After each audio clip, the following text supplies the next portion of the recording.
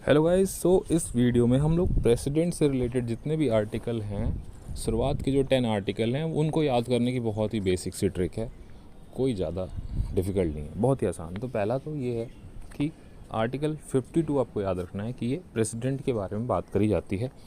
ठीक है, आर्टिकल 52 में कि हमारा जो है एक प्रेसिडेंट होगा।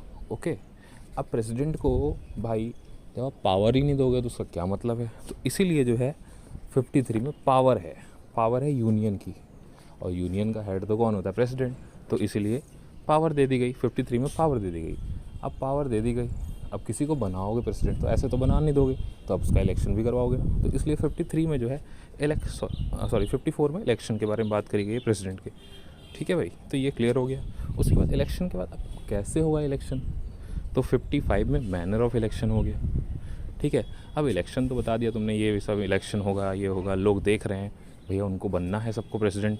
तो अब बताओगे ना कि और क्या क्या चीज़ें होती हैं। तो अब तुम ये बताओगे कि अब कितने साल तुम रह सकते हो, तो टर्म बताया, 56 में टर्म बता दिया। देन अब टर्म तो बता दिया, अरे एलिजिबल कौन है, एलिजिबल कौन है। हम अब ऐसे थोड़े रहने चले जाएंगे कितने साल हम बन गए, नहीं। तो 57 में एलिजिबिलिटी बता देंगे। एलिजिबिलिटी के अंदर ही क्वालिफ़िकेशन भी तो आता है, तो 58 में क्वालिफ़िकेशन बता दिया। अब क्वालिफ़िकेशन चलो सब कुछ हो गया भाई, बन गए भैया। तो अब बता दिया कंडीशन की, अब तुम प्रेसिडेंट ऑफिस में रहोगे तो रहोगे कैसे, क्या क्या कंडीशन है उसकी, तो 59 में बता दिया। ठीक है, अब सबने मान ली कंडीशन, अब उसको ओथ दिलवा दिया, हाँ भाई हम मानते हैं, अब ले लो ओथ। तो 60 में ओथ दिलवा दी, और फिर कुछ नौटंकी करी तो इम्पीच भी करा देंगे, हम हटा भी देंगे। तो 61 में इम्पीचमेंट हो गया, और 62 में अगर इम्पीचमेंट हो गया तो फिर से इलेक्शन करवाना है।